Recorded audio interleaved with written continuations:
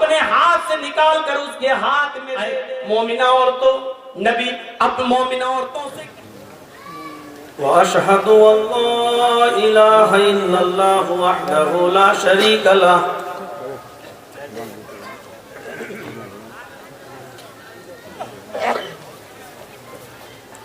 وأشهد أن محمدا عبده ورسوله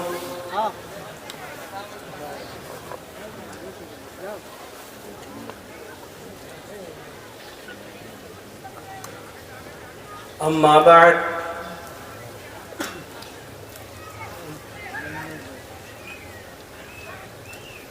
فإن خير الحديث كتاب الله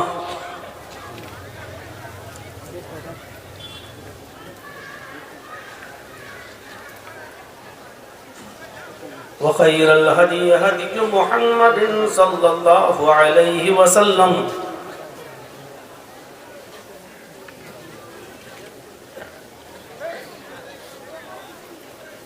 وشر الأمور محدثاتها وكل محدثة بدعة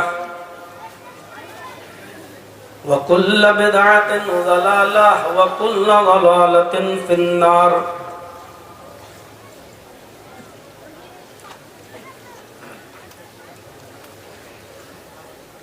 أعوذ بالله من الشيطان الرجيم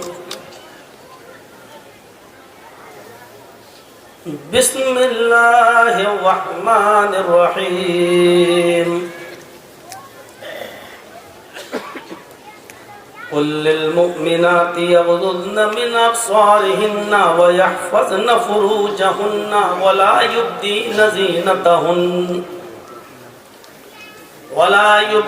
زينتهن إلا ما ظهر منها وليضربن بخمرهن على جيوبهن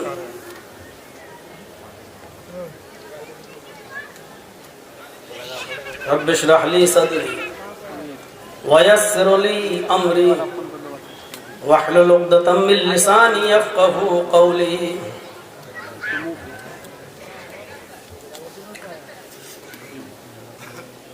حمد و ثنا تعریف و توصیف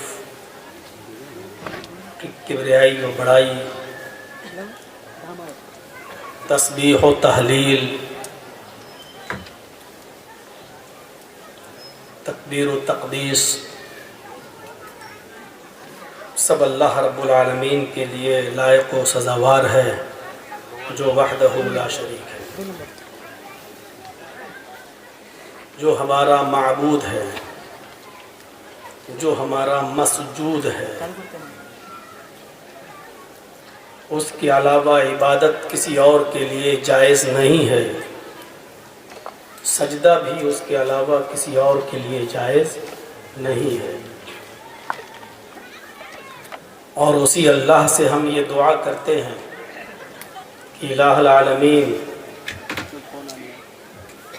قیامت کی صبح تک درود و سلام کے بے شمار پھولوں کی بارش فرما، تمام پیغمبروں پر بالخصوص جناب محمد رسول اللہ صلی اللہ علیہ وسلم کی ذات گرامی پر اللہم صلی وسلم وبارک علیہ۔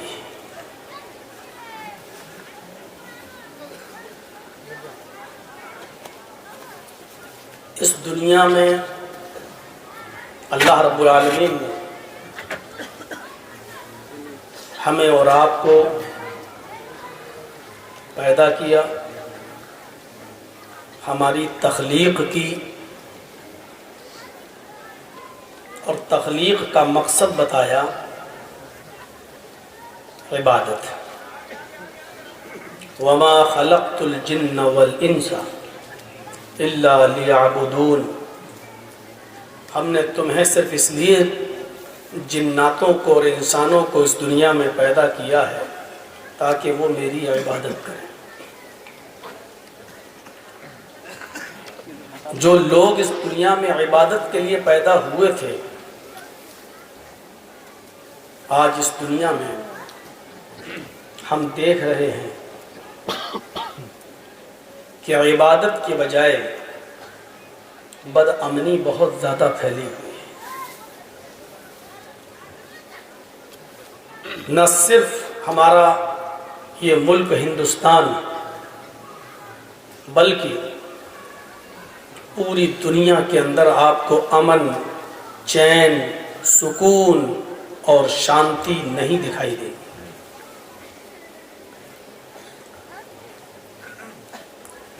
ہر جگہ فتنہ اور فساد۔ اللہ نے جب آدم علیہ السلام کو آدم کی تخلیق کرنا چاہی تو سب سے پہلے فرشتوں سے پوچھا بھی تھا، کیا اے فرشتوں، میں دنیا میں اپنا خلیفہ بنانا چاہتا ہوں، آدم کو، انسانیت کو دنیا میں پھیلانا چاہتا ہوں، اور اس کے لیے مجھے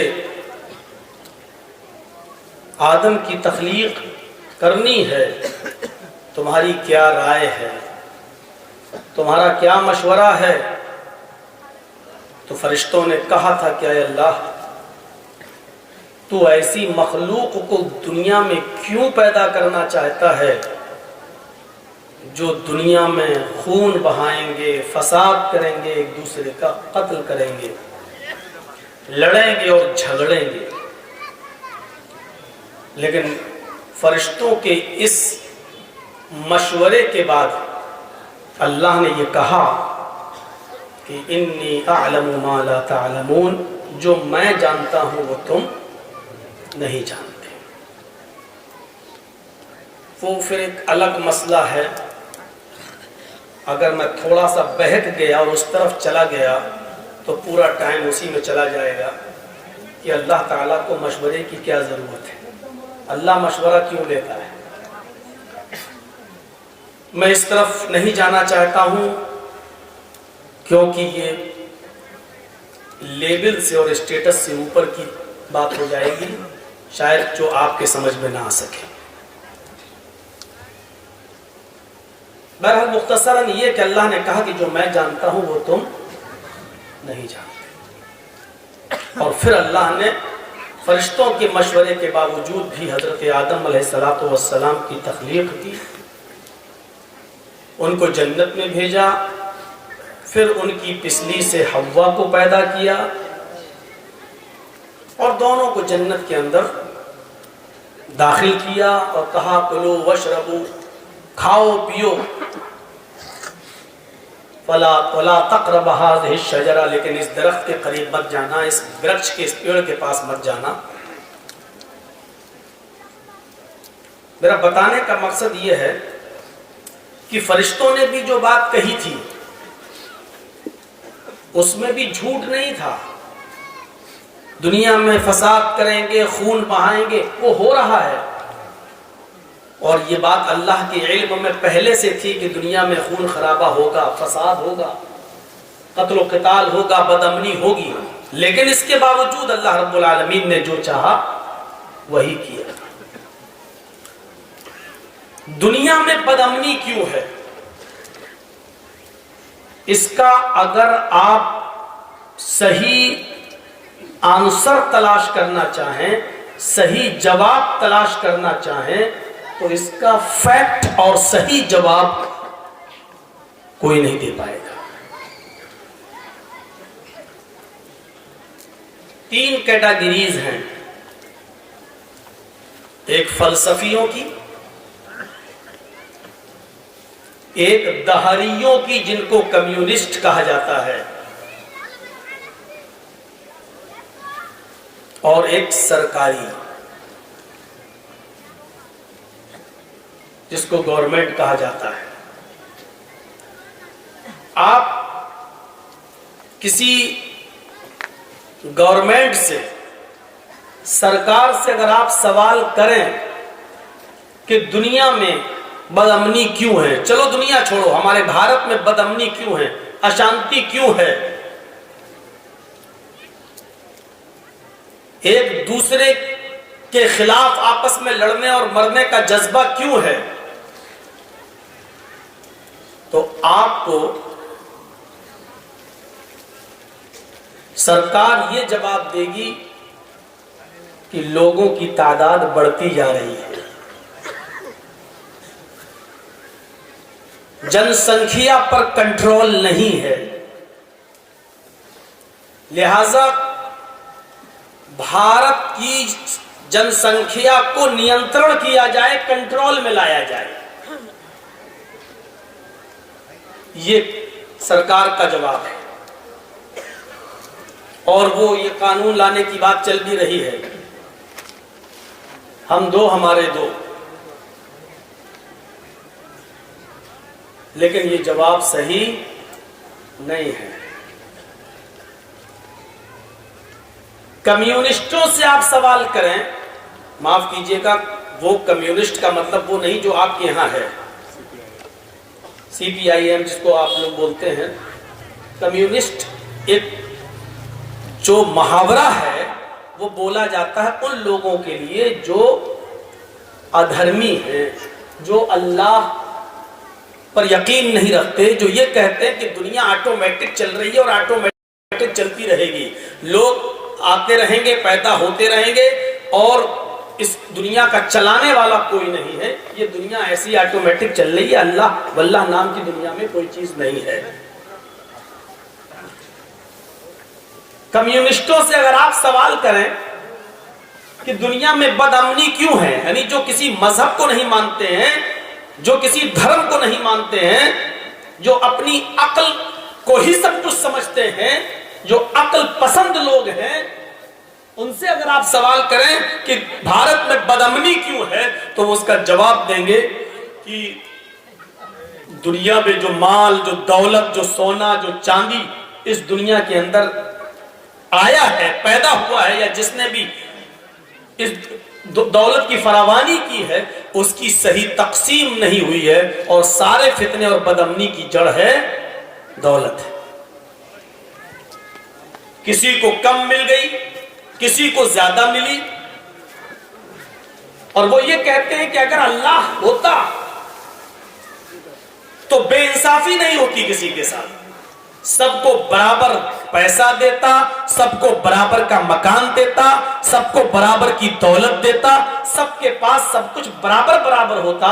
اگر یہ مان لیا جائے کہ دنیا میں اللہ ہے، کوئی چلا رہا ہے، تو پھر یہ ماننا پڑے گا کہ اللہ بھی ظالم ہے، کسی کو کم دے دیا، کسی کو زیادہ دے دیا، کسی کو امیر بنا دیا، کسی کو غریب بنا دیا، دولت کی صحیح تقسیم نہیں ہو پائی ہے، اس لیے دنیا میں بد امنی ہے۔ جو غریب ہے وہ امیر بننے کے لیے لڑائی کرتا ہے، جھگڑا کرتا ہے، چاقو لے کر ایک دوسرے کا مرڈر کرتا ہے۔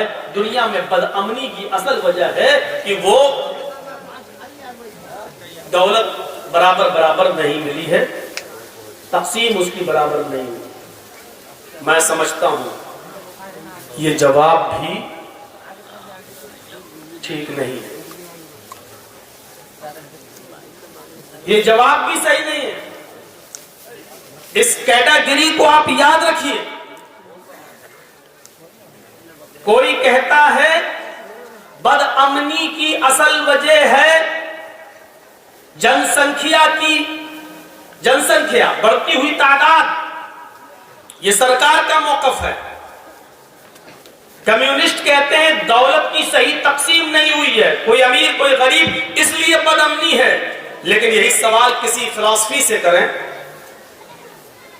کسی فلسفی سے پوچھیں، اس کا جواب بڑا عجیب و غریب رہے گا۔ وہ کہے گا کہ دنیا میں بد امنی کی اصل وجہ ہے پرمانو بم، ایٹم بم، کیونکہ جس ملک کے پاس ایٹم بم ہے اور جس ملک کے پاس نہیں ہے، وہ ڈرتا ہے کہ کہیں پرمانو بم والا ہمارے اوپر اٹیک نہ کر دے، اس لیے وہ بھی پرمانو بم، ہائیڈروجن بم، نائٹروجن بم کو حاصل کرنے کے لیے دوسرے ملک سے بڑی طاقت بننا چاہتا ہے، اور اسی وجہ سے دنیا کے اندر بد امنی ہے۔ جیسے ایران امریکہ کی آنکھوں میں آنکھیں ڈال کر بات کرتا ہے کہ تم ہی صرف ایٹم بم اور ہائیڈروجن بم رکھو گے، کیا ہمیں ادھیکار نہیں ہے؟ کیا ہمیں ترقی کرنے کا حق نہیں ہے؟ تو دنیا میں اصل لڑائی اور جھگڑے اور بدامنی کی اصل وجہ ہے مہلک ہتھیاروں کا بنانا اور اس کا وجود میں آنا۔ دیکھیے یہ 3 کیٹیگریز کے لوگ ہیں جو دنیا میں 3 قسم کے باتیں بتاتے ہیں کہ بدامنی دنیا میں اس لیے پھیلی ہے۔ میں سمجھتا ہوں تینوں کے جواب غلط ہیں۔ جہاں تک میرا اپنا خیال ہے وہ یہ کہتا ہے کہ دنیا میں بدامنی کی اصل وجہ یہ ہے کہ انسان کو جس مقصد کے لیے پیدا کیا گیا تھا آج اس مقصد سے انسان کو ہٹا دیا گیا ہے، اسی لیے بدامنی پھیلی ہوئی ہے۔ اگر انسان کو اس کے مقصد میں لگا دیا جائے تو بدامنی ختم ہو جائے۔ اس کو ایک مثال سے سمجھیے، آپ کا چھوٹا بچہ کسی اسکول میں پڑھتا ہے اور اس اسکول کا ٹائم ہے 8 بجے کا اور 12 بجے چھٹی ہو جاتی ہے۔ 8 بجے اسکول اور 12 بجے چھٹی۔ آپ کے بچوں کے علاوہ اس میں محلے کے اور بھی بچے، آپ کے گاؤں کے اور قریے کے کئی بچے اس میں پڑھتے ہیں۔ بچے 8 بجے سے پہلے اسکول پہنچ جاتے ہیں۔ جو بچے 8 بجے سے پہلے اسکول پہنچ گئے، ابھی بیل نہیں بجی، گھنٹی نہیں بجی، اب وہ بچے اسکول میں پہنچ کر کیا کر رہے ہیں؟ وہ اس کا شرٹ کھینچ رہا ہے، وہ اس کا پیر پکڑ رہا ہے، کوئی پیڑ پہ چڑھ کے کود رہا ہے، کوئی اس کو مار رہا ہے، کوئی اس کو مار رہا ہے، آپس میں کھیل رہے ہیں، شور کر رہے ہیں اور لڑ بھی رہے ہیں۔ کیا مطلب؟ ان بچوں کے اندر جو شور و شرابہ جو برپا ہے، کیا اس وجہ سے کہ ان کو کھانا نہیں ملا؟ کیا اس وجہ سے کہ وہ گھر سے ناشتہ کر کے نہیں آئے؟ کیا اس وجہ سے کہ اسکول کے اندر ان کو کھانا نہیں دیا جا رہا ہے؟ نہیں۔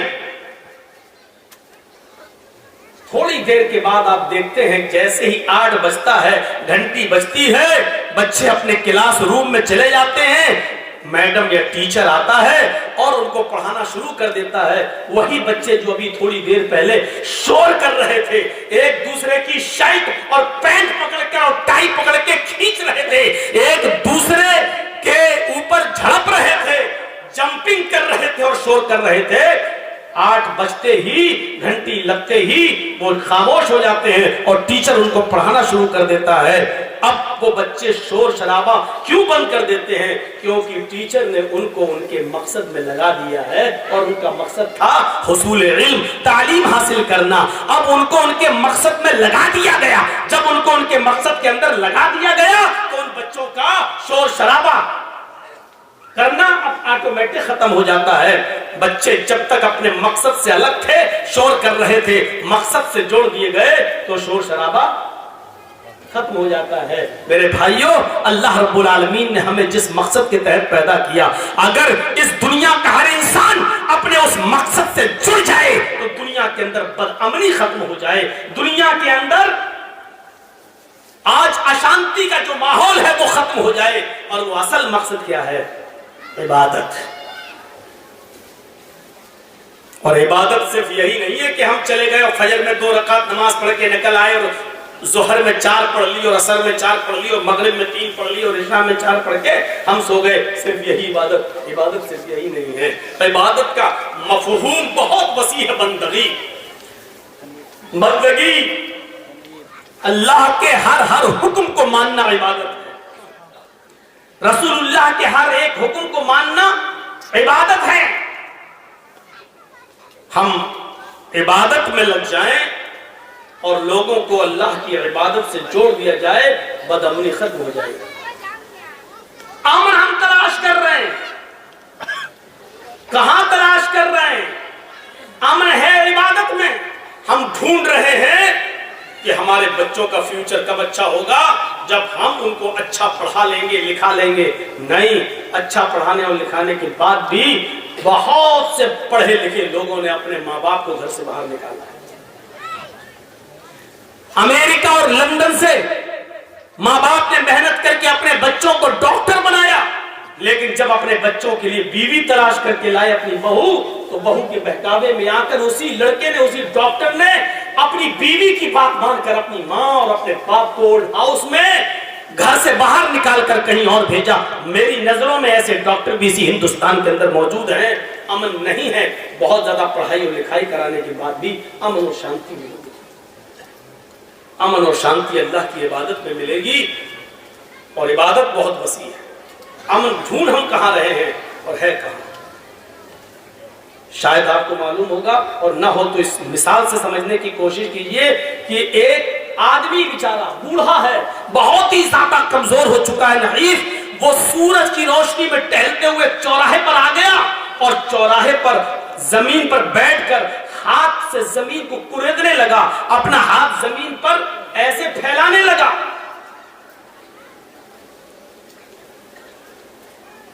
کسی نے کہا کہ ارے بابا، زمین پر یہ کیا ڈھونڈ رہے ہو؟ اس نے کہا بیٹا، میری سوئی کھو گئی ہے، میں اس سوئی کو زمین پر ڈھونڈ رہا ہوں۔ تو اس آدمی نے کہا کہ بابا تم زمین پر سوئی ڈھونڈ رہے ہو، آپ کی سوئی کھوئی کہاں ہے؟ اس نے جواب دیا کہ وہ تو گھر کے اندر کھوئی ہے۔ اس آدمی نے پوچھا بابا سوئی کھوئی ہے گھر کے اندر اور ڈھونڈ رہے ہو چوراہے پر، کیوں؟ اس بزرگ نے جواب دیا گھر میں اندھیرا تھا، چوراہے پر روشنی تھی، اس لیے سورج کی روشنی میں سوئی کو ڈھونڈ رہا ہوں۔ آپ ایمانداری کے ساتھ بتائیے، کیا سورج کی روشنی اس کی کھوئی ہوئی سوئی چوراہے پر دے سکتی ہے؟ سوئی کھوئی ہے گھر میں، ڈھونڈ رہا ہے چوراہے پر، نہیں مل سکتی ہے وہ سوئی۔ گھر میں ڈھونڈے تو شاید چراغ جلا کے بھی ڈھونڈے تو ہو سکتا مل جائے، لیکن سڑک پر ڈھونڈ رہا ہے تو سورج کی روشنی میں بھی نہیں مل سکتی، کیونکہ سڑک پر کوئی نہیں ہے۔ ہمارا امن کھویا ہے، ہماری شانتی کھوئی ہوئی ہے، اور ہم اس کو ڈھونڈ رہے ہیں دولت میں، ہم اس کو ڈھونڈ رہے ہیں اچھے اور خوبصورت مکانوں کے اندر، ہم اس کو ڈھونڈ رہے ہیں اپنے بچوں کی اچھی پڑھائی کے اندر، ہم اس کو ڈھونڈ رہے ہیں خوبصورت شادی کریں گے اور بیوی آئے گی تو ہماری زندگی بن جائے گی، ہم اس کے اندر۔ میرے بھائیوں، جو امن اور سکون ہمیں عبادت کے اندر ملے گا، ہم ڈھونڈ رہے ان چیزوں میں، وہ نہیں مل سکتا ہے۔ مولانا صاحب بات تو آپ کی صحیح ہے، جب صحیح ہے تو پھر عقل کیوں تسلیم نہیں کرتی ہے اس بات کو؟ کرنا چاہیے۔ جہاں نماز عبادت ہے، روزہ عبادت ہے، حج عبادت ہے، زکوٰۃ عبادت ہے، اپنے بیوی بچوں کے لیے محنت کرنا بھی عبادت کا ایک حصہ ہے۔ اگر کوئی شخص قرآن کا حکم مان کر اپنے ابو کی، اپنے باپ کی خدمت کر رہا ہے تو یہ بھی عبادت کا ایک حصہ ہے۔ اپنے ماں کی خدمت کر رہا ہے تو یہ بھی عبادت کا ایک حصہ ہے۔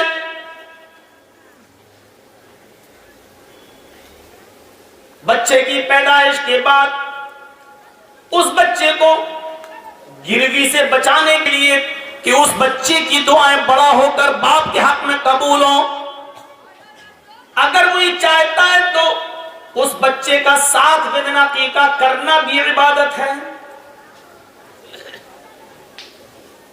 معاف کیجئے گا، عقیقہ صرف 7ویں ہی دن ہے، کرنے کو تو 14ویں دن اور 21ویں دن بھی آدمی کر لیتا ہے، ورنہ فضیلت صرف 7ویں دن کی ہے۔ 14ویں اور 21ویں دن کی جو روایتیں آتی ہیں وہ سب ضعیف و کمزور ہیں۔ اب اس قرض سے بچنے کے لیے کہ ہمارے ماں باپ نے ہمارا عقیقہ نہیں کیا تو ہم کر سکتے کہ نہیں کر سکتے؟ ہاں بالکل آپ کر سکتے ہیں، آپ کر لیں، آپ کے لیے صحیح ہے، جائز ہے، کر لینا چاہیے، لیکن استطاعت، حیثیت اور طاقت ہونے کے باوجود بھی اگر آپ 7ویں دن عقیقہ نہیں کرتے ہیں تو آپ گناہگار بھی ہیں۔ جس طرح صاحب صاحب استطاعت ہونے کے بعد آپ حج نہیں کرتے ہیں، آپ گناہگار نہیں، 2 بیٹی اور رہ گئی، ان کی شادی کر لیں تب جائیں گے حج کرنے، 1 بیٹا اور رہ گیا اس کی شادی کر لیں تب جائیں گے ہم حج کرنے، اور استطاعت ہونے کے باوجود شادیوں کے چکر میں رکے ہوئے حج نہیں کر رہے ہیں تو آپ گناہگار ہیں۔ اور اگر اسی حال میں موت آ گئی تو مات علی المجوسیہ، تو آدمی حالت اسلام میں نہیں، مجوسیت آگ کا آتش پرست ہو کر، آگ کا پجاری ہو کر مرے۔ تنے بیٹھے ہیں نا، آپ کیا بولتے ہیں؟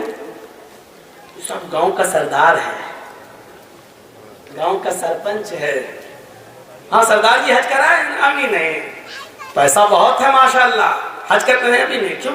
2 بیٹی اور رہ گئی، ان کی شادی کر دیں۔ سردار جی 2 بیٹیوں کی شادی تک آپ زندہ بھی رہیں گے یا نہیں رہیں گے؟ اس بات کی گارنٹی کیا ہے؟ اگر استطاعت کے باوجود آپ حج کرنے نہیں گئے اور 2 بیٹیوں کی شادی کے چکر میں رکے رہے اور بیچ میں موت آ گئی تو آپ حالت اسلام میں نہیں مر رہے ہیں، آپ کی موت مجوسیت پر، آگ پرست، آگ کا پجاری ہونے کی حالت میں ہو رہی ہے۔ ذرا تصور کریں ہم ہیں کہاں، بیٹھے کہاں ہیں؟ سننا پڑیں گے یہ سب کڑوی باتیں، جب اتنی دور سے بلاتے ہو آپ تو سننے کے لیے کلیجہ بھی رکھنا پڑے گا، نہیں بچیں گے۔ سردار جی ہوں گے، آپ اپنے یہاں کے ہوں گے۔ آج تک تو سوشل میڈیا چھوڑو، لوگ پردھان منتری تک کو الٹا سیدھا بول رہے ہیں، یوگی مودی دیکھ رہے سن رہے کیا کیا بول رہے ہیں اس کو، کوئی ڈھونگی کہہ رہا ہے، کوئی کچھ کہہ رہا ہے، کوئی کچھ کہہ رہا ہے۔ آپ تو ایک معمولی سردار ہیں، آپ سے کیوں نہیں کہا جا سکتا ہے؟ کرنا پڑے گا آپ کو۔ 7ویں دن عقیقہ، یہ نہیں چلے گا صاحب آپریشن سے بچہ ہوا تھا اس لیے ہم نہیں کر پائے، ضروری نہیں تھا کہ آپ سب کو بلا کر بھوج کریں۔ عقیقے میں کیا ہے؟ لڑکی ہے تو گھر میں 1 بکری ذبح کر دیجئے اور اس کا گوشت غریبوں اور مسکینوں میں بانٹ دیجئے، ہو گیا عقیقہ۔ لڑکا ہے 2 بکرے لائیے اور ذبح کر دیجئے اور ان کا گوشت غریبوں فقیروں مسکینوں میں بانٹ دیجئے، تھوڑا بہت آپ بھی رکھ لیجئے اپنے یہاں، ہو گیا عقیقہ۔ آپ کی بیوی اگر آپریشن سے بچہ ہوا ہے، ڈیلیوری ہوئی ہے اور ہاسپٹل میں ہے، ابھی آپ دھوم دھام سے عقیقہ نہیں کر سکتے، مت کریے، لیکن 7ویں دن 2 خصی کو، 2 جانور کو ذبح کر کے اس کا گوشت غریبوں میں تقسیم کر دیجئے، آپ کا عقیقہ مان لیا جائے گا، ہو جائے گا۔ میرے بھائیوں، اس کے لیے پورے گاؤں کو پورا موجم پور آ جائے اور پورا یہ آ جائے، ہم ان کو تبھی عقیقہ ہوگا؟ نہیں، جب آپ کو اللہ تعالیٰ استطاعت دے دے بعد میں پھر خوشی میں کبھی کھلا دینا، لیکن 7ویں دن استطاعت ہے، طاقت ہے تو آپ کو عقیقہ کرنا ہوگا۔ اگر آپ کے یہاں بچہ پیدا ہوا، لڑکا ہے وہ، اور 2 بکروں کی طاقت نہیں ہے، 1 کی ہے تو آپ 1 ہی لائیے اور کر دیجئے، ضروری نہیں ہے کہ آپ 2 ہی لائیں۔ ہاں لڑکا ہے تو 2 چاہیے اگر استطاعت ہے تو، اگر لڑکا ہے 2 کی استطاعت نہیں ہے، 1 کی ہے تو 1 ہی لا کر آپ کر دیجئے۔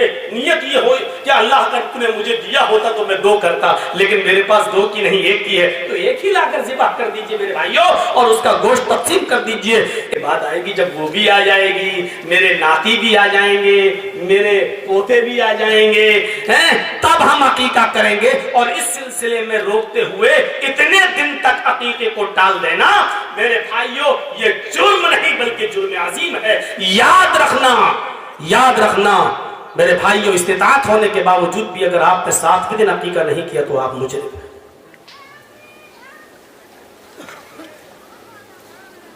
بات تو ضمنی آ گئی، ورنہ یہ کوئی ٹاپک نہیں تھا۔ عبادت یہ بھی ایک حصہ ہے۔ اسی طریقے سے کل میں نے کہا تھا کہ عورتوں کے تعلق سے، خواتین کے تعلق سے بولیں گے، بہت دن ہو گئے میرے بھائیوں خواتین کے تعلق سے کچھ باتیں نہیں ہوتی، یہ بھی ہمارے سماج کا ایک حصہ ہے۔ اللہ کے نبی صلی اللہ علیہ وسلم جب بھی عید کا یا بقرعید کا خطبہ دیتے تھے تو اس زمانے میں مائک نہیں تھا، عورتیں جو عید اور بقرعید کی نماز پڑھنے آتی تھی تو اللہ کے نبی مردوں میں خطبہ دینے کے بعد پھر عورتوں کی جہاں جماعت ہوتی تھی آپ پردے کی اوٹ سے وہاں جا کر بھی خطبہ دیا کرتے تھے تاکہ عورتیں تک ہماری آواز پہنچ جائے اور وہ بھی دین کی دعوت سے محروم نہ ہو، ان کو بھی آپ نصیحت کرتے تھے۔ یا معاشر النساء تصدقن فإني أريتكن أكثر أهل النار، اے عورتوں کی جماعت تم زیادہ سے زیادہ صدقہ و خیرات کرو، کیونکہ میں نے تمہیں سب سے زیادہ جہنم میں جلتے ہوئے دیکھا ہے۔ فَإِنِّي أُرِيتُكُنَّ أَكْثَرَ أَهْلِ النَّارِ، سب سے زیادہ جہنم میں تمہیں سب سے زیادہ جلتے ہوئے دیکھا ہے۔ لیکن عورتیں اس زمانے کی کتنی دیندار تھیں، کہنے لگی اللہ کے رسول آگے ہمیں کچھ نہیں سننا ہے، بس جتنا بتایا اتنا ہی کافی ہے، بس اتنا بتا دیجئے کہ عورتیں سب سے زیادہ جہنم میں کیوں جائیں گی۔ یہاں تو جرجیت صاحب اگر 1.5 گھنٹہ بولتے ہیں تب بھی آدھا گھنٹہ اور 2 گھنٹہ بولتے ہیں تو اور بہت جلدی ختم ہو گیا مولانا صاحب، ابھی تو پتہ ہی نہیں چلا ٹائم۔ ارے تمہیں پتہ نہیں چلا جو بول رہا اس سے تو پوچھو۔ ہمیں سننے کا شوق ہے، ادھر سننے کا شوق نہیں تھا، بس آپ نے کہا عورتوں کو سب سے زیادہ جہنم میں جلتے ہوئے دیکھا ہے، ریزن بتا دیجئے سب سے زیادہ عورتیں جہنم میں کیوں جلتی ہوئی دکھائی دی، وہ کس وجہ سے جہنم میں گئیں، ہمیں اتنا بتا دیجئے تاکہ اس کام کو ہم چھوڑ دیں۔ آگے کی نصیحت بعد میں، اگر عمل سن تو لے بہت زیادہ اور عمل ایک پہ بھی نہ کریں تو بیکار ہے، کم سننا ہے لیکن عمل کرنا ہے۔ ہمیں بتائیے کیوں گئی؟ اللہ کے نبی نے فرمایا تم سب سے زیادہ جہنم میں اس لیے گئی ہو، تم سب سے زیادہ جہنم میں اس لیے ڈالی گئی ہو، تکفرن اللعنہ تکفرن العشیر، پہلی وجہ یہ ہے کہ تم لعن و طعن زیادہ کرتی ہو، تم چغلی زیادہ کرتی ہو۔ 2 3 4 لڑکے اکیلے اگر جا رہے ہو ساتھ میں مل کر سڑک پر تو ہو سکتا ہے کہ وہ خاموشی کے ساتھ چل دیں، لیکن اگر 2 3 لڑکیاں ساتھ میں اسکول جا رہی ہو تو آپ دیکھیں گے کہ پیچھے آپ بائک کا ہارن ہی بجاتے ہیں، وہ سنائی نہیں دے گی، کیوں؟ وہ باتوں میں اپنی سہیلیوں کی باتوں میں لگی ہوئی ہیں، ان کو نہیں سنائی دے گا، کیونکہ ان کی باتیں آپ کے ہارن کے بائک کے ہارن سے زیادہ وہ اس میں مست ہے، باتوں میں لگی ہوئی، نہیں سنائی دے رہا ہوگا۔ تو ایک تو لعن و طعن زیادہ کرتی ہو، اور دوسری وجہ تمہاری جہنم میں جانے کی ہے کہ تکفرن العشیر، شوہروں کی نافرمانی تم زیادہ کرو۔ تو آپ عورتوں کو بھی بولا کرتے تھے، اور اس وقت بڑا مدعا جو اٹھا، اور آج دیکھ لیجئے جو سوشل میڈیا پہ چل رہا ہے، کسی آدمی کا جو مرڈر کر دیا گیا ہے اور مار دیا گیا ہے، یہ ہونا ہے، الیکشن کا دور ہے نا، کسی طریقے سے آپ کے یہاں کی بات نہیں کر رہے ہیں، ہم کرناٹک کی بات کر رہے ہیں، آپ یہاں انیس کو گزر دیے۔ آج دیکھ لیجئے بجرنگ دل کا کوئی آدمی تھا، کتنا چرچا اس کا ہو رہا اور اس کے تار مسلمانوں سے جوڑنے کی کوشش کی جا رہی ہے، اور کوئی بڑی بات نہیں، جیسے 2024 کے الیکشن کے موقع پر پلوامہ حملہ ہو گیا۔ تو یہ دھرویکرن کا سب کچھ ہوگا، اندند ہیرا پھیری سب کچھ کیا جائے گا اور ہوگا۔ حجاب کا مدعا اٹھا، ہونا تو یہ چاہیے تھا حجاب کے مدعے پر اٹھنے کے بعد کہ ہمیں کوئی جلوس نہیں نکالنا تھا، کوئی احتجاج نہیں کرنا تھا، لیکن ایک ایسا منصوبہ ہونا چاہیے ہماری عورتوں کے اندر، ہماری خواتین کے اندر، کہ جس چیز کو مدعا بنایا اب ہم کر کے دکھائیں گے، اور اسلام کی اس اہم رکن کو ہم زندہ کر کے دکھائیں گے۔ تو جتنی بے پردہ گھوم رہی تھی ان سب کو پردے میں آ جانا چاہیے، بازاروں میں بھی اپنا احتجاج کس طریقے سے پیش کریں کہ نہیں یہ مسئلہ صرف ان بچیوں کا نہیں رہا جو اسکول میں پڑھ رہی اور ان کو حجاب سے روکا جا رہا ہے، اب ہم بازاروں میں جائیں گے تو حجاب پہن کر جائیں گے، اب ہم مائکے جائیں گے تو حجاب پہن کر جائیں گے۔ ہونا یہ چاہیے تھا کہ اب اس کو اپنی آن سے اور اپنی شان سے اور اپنے مذہب کے سے جوڑ کر دیکھنا چاہیے تھا ہماری ماں بہن بیٹیوں کو، لیکن جلوس نکال دینے سے تو ہم انہی کا کام کر رہے ہیں، ان کو تو یہی ہتھیار چاہیے جو ہم ان کے ہاتھ میں دے دیتے ہیں کہ لو صاحب، وہ اپنے مقصد میں کامیاب ہو جاتے ہیں۔ ہونا یہ چاہیے تھا، وہ یہ رہا۔ چلے گا 10 مارچ کے بعد سب ٹھنڈا ہو جائے گا، پھر اس علاقے میں چلے گا جہاں پھر الیکشن کا دور ہوگا، یہ چیزیں چلتی رہیں گی، لیکن اس میں کوئی شک نہیں ہے کہ عورت پر پردہ فرض ہے۔ آج میں آپ کو کچھ ایسی چیز بتانا چاہتا ہوں کہ لفظ عورت ہی یہ بتلاتا ہے کہ پردہ ہے. عورت، فیمیل، اردو میں کیا کہیں گے؟ عورت. ہندی میں کیا کہیں گے؟ استری. انگلش میں کہیں گے وومن. اردو اور عربی یہ دونوں لفظ کیا ہے؟ عورت. اور یہ عورت کا لفظ اتنا مشہور ہوا کہ ہندی کی جو کتابیں ہیں سلیبس اس میں بھی یہی پڑھایا جاتا ہے، چھوٹے او سے اوکھلی، بڑے او سے عورت. خود ہندو سلیبس میں بھی یہی لکھا ہے عورت. لیکن عورت کا معنی کیا ہوتا ہے؟ عورت کا معنی ہی ہوتا ہے ستر. عورت کا معنی ہی ہوتا ہے چھپائی جانے کی چیز. عورت کا معنی ہوتا ہے، کھل کر صحیح معنی بتا دوں، عورت کا معنی ہوتا ہے ننگا یا ننگی. اور ننگی چیز کو چھپایا جاتا ہے.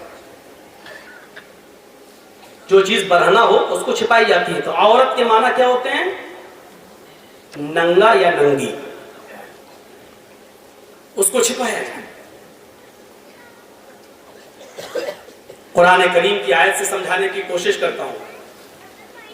ثلاثۃ عورات لکم، یہ ہے قرآن کریم کی آیت کا ایک ٹکڑا. دیکھیے عورت کا پلورل استعمال ہوا ہے. تھوڑی سی اسپیڈ ہماری ڈاؤن ہوگی، بعد میں ہم پھر اپنے لب و لہجے میں آئیں گے. پہلے سمجھ لیجیے. ثلاثۃ عورات لکم، عورت کا پلورل استعمال ہوا کیا ہے؟ عورات. عورت سنگولر اور عورات پلورل. 3 وقت ایسے ہیں جو ننگے ہیں. اب بھونڈا ترجمہ اچھا نہیں لگتا ہے، اس لیے اس کا ترجمہ میں یوں کر رہا ہوں. ثلاثۃ عورات لکم، 3 times.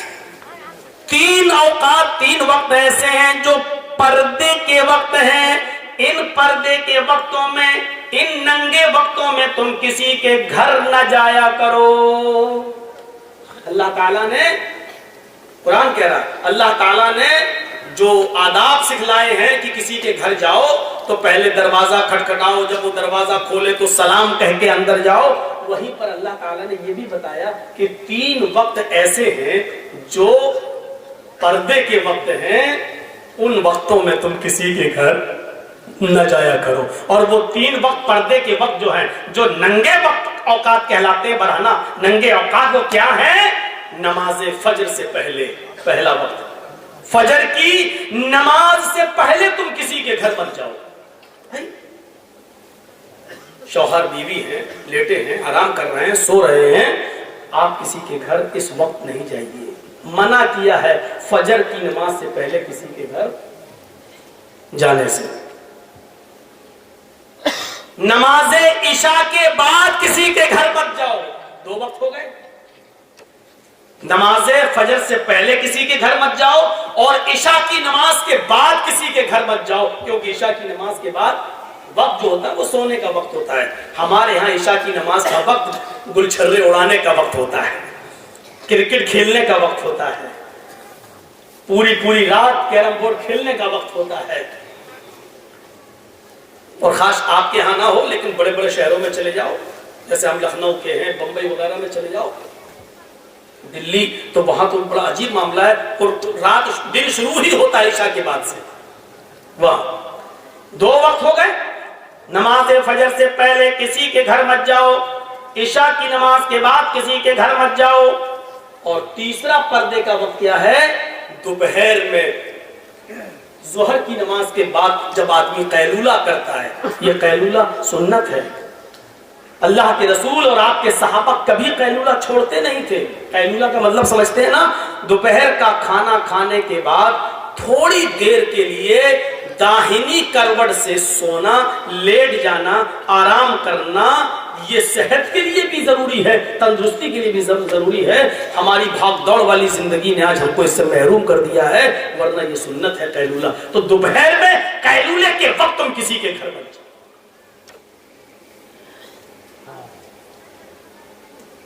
تو یہ 3 وقت پردے کے وقت بتائے ہیں، کسی کے گھر ان وقتوں میں نہیں جانا چاہیے۔ بہت زیادہ ایمرجنسی ہو، ضروری ہو، کسی کی طبیعت خراب ہو، فون کر کے بلانا ہو تو دیکھیے مجبوری میں پھر کچھ کنڈیشنیں بن جاتی ہیں، مجبوری میں پھر اتنی مجبوری جان جا رہی ہو، کوئی چیز نہیں مل رہی ہو، تو ایسی صورت میں تو پھر خنزیر کا، سور کا گوشت بھی حلال ہو جاتا ہے جان بچانے کے لیے۔ وہ پھر مجبوری کی ایک کیفیت دوسری ہو جاتی ہے۔ میں یہاں جو کیفیت بتلا رہا ہوں وہ یہ ہے کہ مجبوری ہو تو الگ بات ہے، ورنہ ان 3 اوقات میں کسی کے یہاں نہیں جانا چاہیے۔ تو یہاں کیا لفظ استعمال ہوا؟ عورت، اور اس کا پلورل عورات۔ ثلاثۃ عورات لکم، 3 وقت ایسے ہیں جو ننگے اوقات ہیں، ان کو پردے کی ضرورت ہے، یعنی ان اوقات کے اندر تم کسی کے گھر نہ جاؤ۔ ایک جنگ ہو رہی تھی، جنگ احزاب، غزوہ احزاب کے نام سے مشہور تھی۔ اللہ کے نبی نے جب صحابہ سے اس غزوے میں نکلنے کے لیے گزارش کی کہ نکلو اس جنگ میں، تو جو منافق تھے، منافق جانتے ہیں نا، اس کو بتانے کی ضرورت نہیں۔ آج تھوڑا سا گرم پانی رکھیے گا کیونکہ لگتا ہے کہ جائے گی آواز، نہیں ہے تو منگا لو تھوڑا سا، آج کل تو چائے کی ہوٹلیں تو کھلی ہوں گی۔ تو سنیے، جب غزوہ احزاب کی نکلنے کا حکم دیا مسلمانوں کو، صحابہ کو، تو اس میں بڑی عجیب چیز بتا رہا ہوں آج، تو اس میں جو کچھ منافق تھے، منافق کو میں اتنا بتا دوں، منافق کسے کہتے ہیں؟ جو نہ ادھر ہوتا ہے نہ ادھر ہوتا ہے، نہ اسلام کے اندر نہ کفر کے اندر، اس کو پتہ ہی نہیں چلتا کہ صحیح کیا ہے۔ وہ ہمارے منہ پہ ہمارے جیسی اور آپ کے منہ پہ آپ کی جیسی، یہ ہوتا منافق۔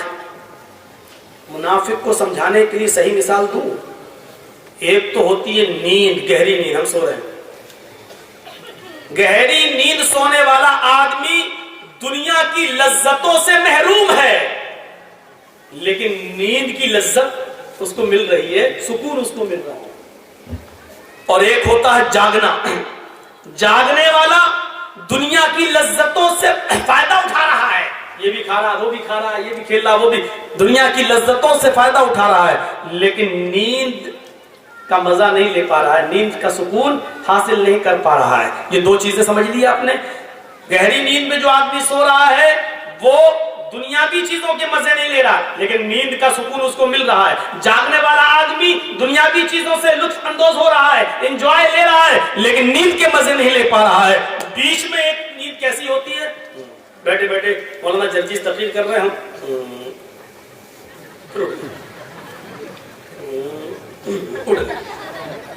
یہ وہ کیفیت ہوتی ہے، نہ جاگ رہا ہے نہ سو رہا ہے، نہ دنیاوی لذت لے پا رہا ہے اور نہ نیند کا ہی مزہ لے پا رہا ہے۔ یہی ہوتا ہے منافق، نہ وہ کفر کا ہی مزے لے پا رہا ہے نہ وہ آخرت کے مزے لے پا رہا ہے اسلام کے، یہ ہے منافق۔ جرجی صاحب ہمارے منہ پہ ہماری تعریف، آپ ہمارے ورودھی ہیں، آپ کے پاس گئے، ارے وہ کمینہ آدمی ہے، آپ کے منہ پہ۔ تو یہ منافق تھے جو اس شرط پہ اللہ کے نبی کے ساتھ رہ رہے تھے کہ جب کوئی ہم پر حملہ کرے گا آپ پر تو ہم آپ کا ساتھ دیں گے، جنہوں نے کلمہ پڑھ لیا تھا لیکن دھوکہ دینے کے لیے، اور اللہ کے رسول صحابہ ان کو مسلمان سمجھ رہے تھے کہ یہ تو کلمہ وہ ہے، ہمارے بھائی ہیں۔ سارے لوگ جب جانے لگے غزوہ احزاب میں تو یہ منافق لوگوں نے کیا کہا؟ اے اللہ کے نبی، اے اللہ کے رسول، ہم غزوے میں شرکت نہیں کر سکتے، ہم جنگ میں نہیں جا سکتے ہیں۔ قرآن پڑھیے، قرآن کیا کہتا ہے؟ اے اللہ کے نبی، میں غزوے میں نہیں جا سکتا۔ کیوں نہیں جا سکتا؟ اپنی وجہ بتاتے ہیں یہ منافق۔ ان بیوتنا عورت، عورت کا لفظ استعمال ہو رہا ہے، غور کیجئے۔ ان منافقوں نے کیا کہا؟ ان بیوتنا عورت، ہمارے گھر ننگے ہیں۔ اے اللہ کے نبی، ہم اپنا گھر چھوڑ کر نہیں جا سکتے ہیں۔ ان بیوتنا عورت، ہمارے گھر ننگے ہیں، یعنی ہمارے گھروں میں دروازے نہیں ہیں۔ اگر ہم جنگ میں چلے جائیں گے تو ہماری بیوی اور بیٹیوں کی عزت محفوظ نہیں رہے گی۔ ہمارے گھروں میں دروازے نہیں لگے ہیں، یا یہ کہیے کہ دروازے تو لگے لیکن دیواریں بہت چھوٹی چھوٹی ہیں، کوئی بھی دیوار سے چڑھ کر ہمارے گھر میں چھلانگ لگا سکتا ہے، ہمارے گھر میں آ سکتا ہے۔ بہانہ کیا بنایا کہ ہمارے حفاظت نہیں ہے، ہمارے گھر ننگے ہیں، اس میں دروازے نہیں ہیں، اس لیے ہم نہیں جا سکتے ہیں، ہماری مجبوری ہے۔ تو انہوں نے اپنے گھروں کو غیر محفوظ کہنے کے لیے کون سا جملہ استعمال کیا؟ عورت کا ورڈ استعمال کیا جو قرآن میں آیا ہے، ان بیوتنا عورت، ہمارے گھر ننگے ہیں۔ عورت کا مطلب کیا ہوا؟ ننگا یا ننگی، اور ننگی چیز کو چھپایا جاتا ہے۔ آپ کا گھر بہت عالیشان بنا ہو لیکن دروازہ نہ ہو تو اس گھر کی کوئی حیثیت نہیں، کیونکہ کوئی بھی چور چوری کر سکتا ہے۔ اس کا مطلب یہ ہے کہ آپ کا گھر ننگا ہے، جب تک اس کو چھپاؤ گے نہیں، عورت اس گھر کے اندر عورت نہیں رکھو گے، یعنی دروازہ نہیں رکھو گے، آپ کا گھر غیر محفوظ ہے۔ گھر کو ڈھکنا ضروری ہے، دروازہ ضروری ہے، اسی طریقے سے عورت ننگی ہے، اس کی حفاظت ضروری ہے، یعنی اس کے لیے پردہ ضروری ہے، اس کے لیے ستر ضروری ہے۔ کہیے معظم پورو کلیا چک اور ادھر ادھر سے آئے ہوئے لوگوں، اب کیا کہو گے حجاب کے بارے میں اور نقاب کے بارے میں؟ وہ تو اللہ بھلا کرے ان مدرسوں کا کہ جب سے یہ مدرسے کھلے ہیں تب سے ہمیں کچھ برقعے اور کچھ نقاب دکھائی دے جاتے ہیں، ورنہ نقاب ہے ہی کہاں۔ آج بھی ہمارے یہاں اوریانیت اور جہالت کا عالم یہ ہے کہ آج بھی ہمارے گھروں کی عورتیں گھروں میں نہیں، ہمارے محلوں میں بنے ہوئے تالاب میں نہاتی ہیں، اور ان تالابوں میں نہاتی ہیں جہاں سے مردوں کا گزر بھی ہوتا ہے۔ آج بھی ہماری جہالت اور ہماری اوریانیت اور ہمارے ننگے پن کا حال یہ ہے کہ ہم سمجھ ہی نہیں پا رہی ہیں کہ ہمیں گھر کے اندر جس عورت کے سر کا ایک بال تک دکھنا جائز نہ ہو، وہ ایسے تالاب میں نہائے جو سڑک پر بنا ہو، سڑک کے کنارے، اور جہاں مرد بھی گزر رہے ہوں اور عورتیں بھی گزر رہی ہوں۔ میرے پیارے ساتھیوں، اس کو اب جہالت اور اوریانیت کے علاوہ کوئی دوسرا نام نہیں دیا جا سکتا، اس کو سننا پڑے گا۔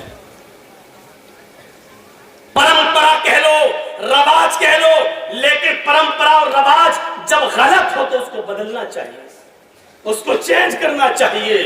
یہ بھی عبادت کا ایک حصہ ہے۔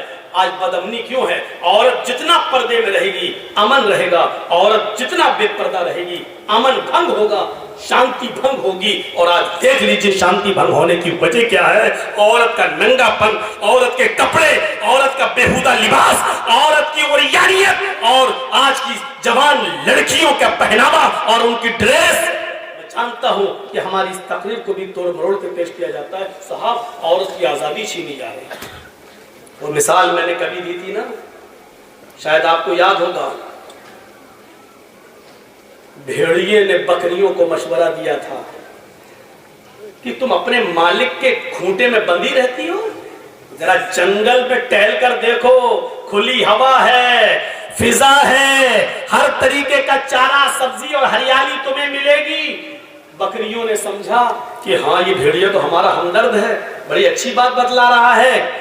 ان بکریوں نے اپنے مالک کے خلاف ممیانا شروع کر دیا، میں۔ مالک نے اس بکریوں کے پاس آ کر جائزہ لیا تو پتا چلا کہ یہ بکریاں کھونٹے سے نکلنا چاہتی ہیں۔ ہمیں آزادی چاہیے، ہمیں آزادی چاہیے، ہمیں کھونٹے میں نہیں بندھنا ہے، ہم اس گھر کے اندر نہیں رہ سکتے، ہمیں باہر جانا ہے، جنگل کے اندر ہمیں آزادی ہے، ہر طریقے کا کھانا ہے، ہر طریقے کا چارہ ہے، تم تو ایک ہی قسم کا لاکڑا میں کھلاتے رہتے ہو، ہمیں گھومنا ہے، پھرنا ہے۔ ایک بوڑھی بکری بھی اسی بکریوں کے ریوڑ میں تھی، وہ کہنے لگی تمہارا مالک جو تمہیں روکھا سوکھا کھلا رہا ہے اسی کو کھا لو۔ آئے میری بیٹی ہو، آئے میری بچی ہو، جنگل کے اندر تمہیں آزادی نہیں ملے گی، یہ خوبصورت آزادی تمہیں دور سے بڑی خوبصورت دکھائی دے گی لیکن اندر سے بڑی کھناؤنی ہے، تم اکتا جاؤ گی، تم کوفت ہو جاؤ گی، تم پریشان ہو جاؤ گی۔ ان تمام بکریوں نے اس بوڑھی بکری سے کہا ماں تم اپنا منہ بند کرو، چپ رہو، تم تو بڈھی ہو چکی ہو، تم تو اپنی زندگی جی چکی ہو، 1-2 مہینے کی اور مہمان ہو، ہم سے ہماری زندگی کا حق کیوں چھین رہی ہو؟ ہمیں بازار، ہمیں گاؤں میں، ہمیں جنگلوں میں گھومنے دو۔ وہ کھونٹا توڑنے لگی، رسیاں توڑنے لگی، جب کام نہیں چلا تو بھوک ہڑتال کر دیتی ہیں بکریاں۔ مالک جو کھلائے گا کھائیں گے ہی نہیں۔ مالک نے سوچا کہ ان کے بھوکا مرنے سے بہتر ہے ان بکریوں کو ان کا کی آزادی دے دی جائے جو مانگ رہی ہیں۔ مالک کو رحم آ گیا اور مالک نے ان بکریوں کی رسی کو ڈھیلا کر کے چھوڑ دیا۔ छलांग लगाती हुई फलांगती हुई ये बकरियां जंगल के अंदर जाती हैं, जंगल के अंदर ये बकरियां जाती हैं, टहलती है, बड़ी खुली हवा आ रही है, देखो ये कैसी हरियाली लगी है, हम ये खाएंगे वो खाएंगे, यहाँ आराम से घूमेंगे फिरेंगे। बूढ़ी बकरी अपने मालिक को छोड़कर नहीं जाती है। 1 महीने की ही जिंदगी सही लेकिन खैर व आफियत के साथ तो रहेगी। जैसे ये बकरियां अपने मालिक की आजादी उसकी खूंटे से बंधन छुड़ाती हैं और जंगल में जाती हैं। जो भेड़िए आजादी बकरियों की बात कर रहे थे, जंगल की खुली फिजाओं में घूमने की बात कर रहे थे, वहीं पहाड़ी के दामन में वही भेड़िए छिपे हुए थे। उन्होंने इन बकरियों को खुला जंगल में घूमता हुआ देखा तो वो भेड़िए उनके ऊपर टूट पड़े और उन बकरियों को खा गए, उन बकरियों को फाड़ डाला, सबने उनको नोच डाला। आज जो औरतों की आजादी, उनको घरों से निकालकर आजादी की बात कर रहे हैं, ये वही भेड़िए हैं जंगल के, ये वही भेड़िए हैं जंगल के। इन औरतों को इतना आजादी दे दी जाएगी तो यही भेड़िए उनको नोच डालेंगे, खा डालेंगे। देख लीजिए कैसे कैसे वाकयात सामने आते हैं कि फला मंत्री ने फला की लड़की के साथ बलात्कार किया है, उसके बाप ने कोर्ट में मुकदमा दायर किया, गवाही देने जा रहा है तो बाप को भी रास्ते से हटा दिया। जो उस लड़की के फेवर में गवाही देने जाना चाहते थे उसकी उन गवाहों को भी मरवा दिया। आज देख लीजिए मेरे प्यारे साथियों, ये वाकयात आपको बहुत आसानी के साथ सुनने को मिल जाएंगे, पढ़ने को। जो आजादी निस्वां, औरतों की आजादी का नारा लगाते हैं, वही छुपे हुए भेड़िए हैं जो इन औरतों की आजादी का नाजायज फायदा उठाते हैं। वरना बताओ कौन सा डिपार्टमेंट आज ऐसा है जो बदनाम न हो और जहां लड़कियों को उनकी मर्जी के मुताबिक अगर कोई सर्विस या कोई नौकरी मिलती है और उनका जिस्म सही सलामत रहता हो। कोई एक डिपार्टमेंट बता दो जहां उनको उनकी मर्जी के मुताबिक डिपार्टमेंट मिलने के लिए उनके जिस्म का सौदा न किया जाता हो। और इस मामले में फिल्मी दुनिया सबसे ज्यादा बदनाम है। मेरे प्यारे साथियों, यही वो आजादी है जो तुम मान रही हो और ये वही भेड़िए हैं जो तुम्हारी आजादी की फिक्र कर रहे हैं और तुम्हें हक दिलाना चाहते हैं। मेरे इस मामले को हमारी माँ और बहनों को सोचना पड़ेगा और समझना पड़ेगा। इस्लाम ने तुम्हें जितनी आजादी दी है उतनी काफी है और जितना तुम्हें किसी बंधन में रखा है वो तुम्हारी हिफाजत के लिए, तुम्हारी कीमती चीज की हिफाजत के लिए। जरा तसव्वुर करो, तुम्हारी वो कीमती चीज है, उस कीमती चीज की हिफाजत के लिए अल्लाह के नबी ने ये उसूल बना दिया कि अगर किसी की माँ, किसी की बहन, किसी की बेटी घर के अंदर मौजूद है और उसके दरवाजे बंद हैं, फिर भी कोई सुराख से झांक कर तुम्हारे घर में तुम्हारी माँ, बहन, बेटी की इज्जत व आबरू को देखना चाहता है और तुम्हारी नजर उसके ऊपर पड़ जाती है कि कोई है जो हमारे बंद दरवाजे और बंद खिड़कियों के बावजूद हमारे घर की जासूसी कर रहा है, हमारी माँ, बहन, बेटी को तक रहा है, तो उस आदमी को हक दिया है कि वो दरवाजा खोले, चाकू या छुरी लेकर आए और घर की जासूसी करने वाले, ताक झांक करने वाले का मर्डर कर दे, उसको कत्ल कर दे तो कत्ल करने वाला गुनाहगार नहीं माना जाएगा। हम भारतीय लॉ के हिसाब से बात नहीं कर रहे, हम इस्लाम की पैराई में बात कर रहे हैं। जरा तसव्वुर करो कि वो कितनी कीमती चीज है जिसके लिए इस्लाम इस बात की इजाजत देता है कि अगर अपनी माँ, बहन, बेटी की इज्जत व आबरू के बचाने के लिए अगर तुम किसी का मर्डर करते हो, कत्ल करते हो, तो तुम कातिल नहीं लिखे जाओगे और अगर जवाब में उसने तुम्हें मार दिया तो तुम शहीद कहलाओगे। जरा तसव्वुर कीजिए कहाँ है हम। तो मुनाफिकों ने कौन सा लफ्ज इस्तेमाल किया था? औरत। इन्ना बुयूतना औरतुन, हमारे घर नंगे हैं।